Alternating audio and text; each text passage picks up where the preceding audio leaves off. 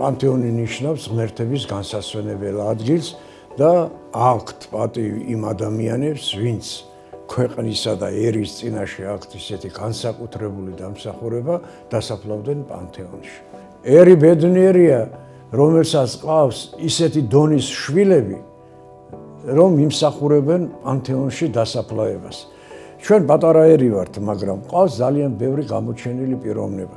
ეს მარტო იმ ხალხის უკდაყოფა არ არის, ვინც საფლავდება პანთეონში, არამედ ეს მომავალ თაობებს სჭირდება აუცილებლად, რომ ის გამოჩენილი მოღვაწეები, როცა არის ერთად დამოყრილი ეს განსასვენებელი ადგილის სასაფლაოები, მოვიდეს ახალი თაობა, ნახონ. ეს არის სტიმული რაღაც ცხოვრების კიდე. შენი წასვლის შემდეგ ერი პატივს მიგაგებს. თუ შენ ისე ემსახურე, ისე იმოღვაწე, რომ შენმა ერმა დაგაფასა. ალბათ საჭიროა პანთეონებში დასაფლავებასთან დაკავშირებით რაღაც გამომუშავებული იქნეს რაღაც კრიტერიუმი.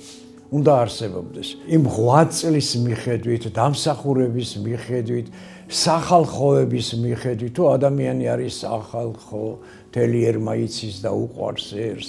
თუ კი ადამიანს აქვს იმდენი დამსახურება ქვეყნისა და ერის წინაშე, აი ასეთი ხალხი უნდა საფლავდებოდეს. რაც შეეხება დროს, როდის უნდა დასაფლავდეს ადამიანი. იყო საუბარი მთაწმინდის პანთეონს. გახდა რაღაც სადავო საკითხები.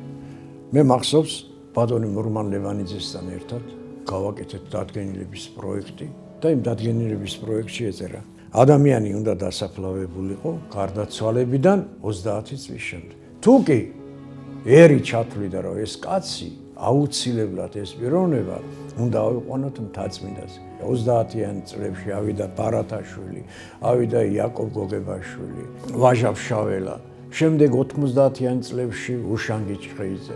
შემდეგ კიდე 2001 წელს ექვთი მეთაყაიშვილი და ასეთი რაღაცები მოხდა. დღეისათვის ეს დადგენილება არ მოქმედებს. იმიტომ რომ ეს დადგენილება სადღაც 2003 წლიდან დაერღვა უკვე. თუ კი იქნება რაღაც ისეთი კრიტერიუმები, ამ შემთხვევაში არც პანთეონი იქნება ბევრი. პანთეონის ცოტა იქნება მაშინ. იმიტომ რომ ხალხი არ გვეყოლება იმდენი, რომ ყველა დავასაფლავოთ პანთეონში. უკდაყოფა ადამიანი შეიძლება სხვა კუთხითაც. შეიძლება ადამიანი არც იყოს პანთეონში, მაგრამ მას მემორიალი გაუკეთდეს სახლზე. შეიძლება ძეგლიც დაიდგას.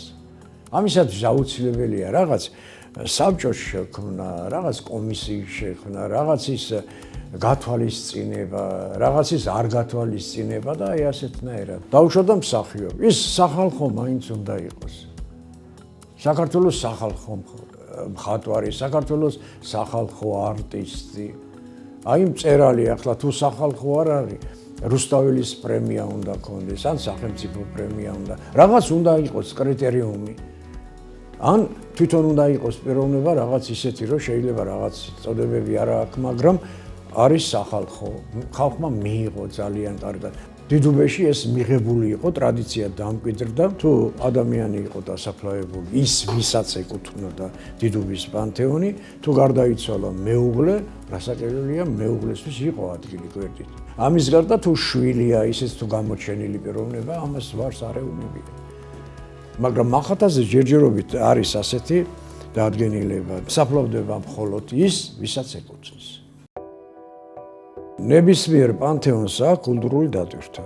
პანთეონის მოულის კულტურა ძალიან მაღალ დონეზე აყვანილი რუსეთში, ჩვენ მეზობლებ ქვეყნებზე, აზერბაიჯანშიც, სომხეთშიც და უცხოეთში ხო არის და არის.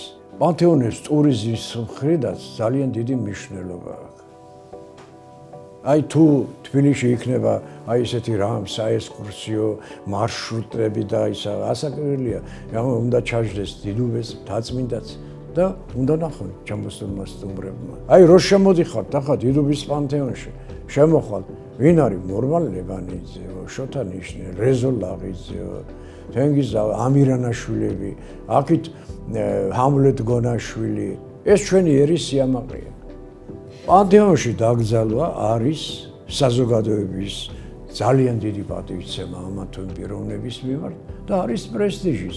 ცხოვრება წინ მიდის და ის ვინც იყო გამოჩენილი პიროვნება მიდიან ამ წუთის სოფლიდან და მოდის ახალი ხალხი. რასაკვირველია პარტიული ყოველთვის დაგჭირდება.